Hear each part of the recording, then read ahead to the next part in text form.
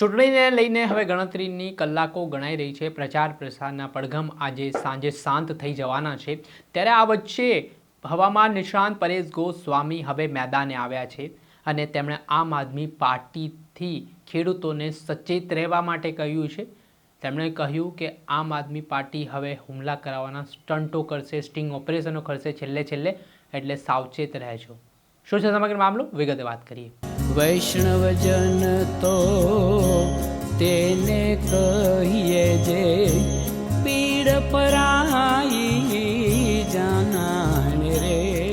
નમસ્કાર દર્શક મિત્રો, નવજીવન ન્યૂઝમાં આપનું સ્વાગત છે। હું છું ફૈઝાન। સ્થાનિક સ્વરાજ્યની ચૂંટણીના પડઘમ આજે સાંજે શાંત થઈ જવાના છે। રાજકારણ ગરમાવાની શરૂઆત થઈ છે। હવે ઉમેદવારો ગુપ્ત બેઠકો કરશે ને મતદારોને રીઝવવાના પ્રયાસો પણ કરવામાં આવી શકે છે। ત્યારે હવે આગામી 26 એપ્રિલે મતદાન થશે અને 28 એપ્રિલે નક્કી થશે કે ગુજરાતના સ્થાનિક સ્વરાજ્યની ચૂંટણીમાં કોનું રાજ ચાલે છે। ત્યારે આ વચ્ચે હવામાન નિષ્ણાંત પરેશ ગોસ્વામી દ્વારા આમ આદમી પાર્ટીને લઈને મોટું નિવેદન આપવામાં આવ્યું છે।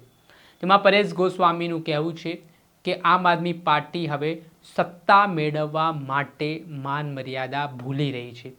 તેમણે કહ્યું કે ખેડૂતોને સાવચેત રહેવાની જરૂરિયાત છે, કેમ કે પરેશ ગોસ્વામી એવો દાવો કરી રહ્યા છે કે હવે આમ આદમી પાર્ટી છે તે ખોટા હુમલાઓના સ્ટન્ટ કરાવડાવશે, ખોટા જે સ્ટિંગ ઓપરેશનો છે તે કરવામાં આવશે અને મતદારોને ભ્રમિત કરવાના પ્રયાસો થશે।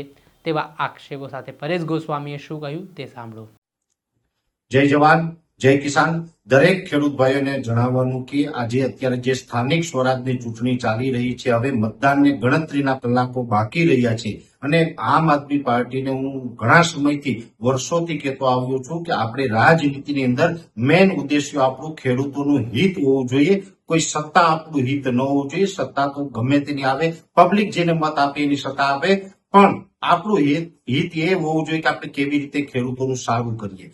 પણ આ આમ આદમી પાર્ટી અત્યારે સત્તા માટે થઈને કોઈ પણ હદે જઈ રહી છે। તમામ માન મર્યાદાઓ છે કે નેવે મૂકીને પણ અમુક કૃત્ય કરી રહી છે। એક પ્રકારે આમ આદમી પાર્ટીને પણ નાટક મંડળી પાર્ટી હોય એવું ક્યાંય ને ક્યાંય કામ કરી રહી છે। એમાં પણ સૂત્રો દ્વારા મને અત્યારે જે અમુક મેસેજ મળ્યા છે એ મુજબ આ લોકો ગમે ત્યારે અમુક સ્ટન્ટ કરી શકે છે, જેની અંદર ખાસ કરીને અમુક જે સેન્ટરો છે એની અંદર આવા સ્ટન્ટ થવાની શક્યતાઓ છે।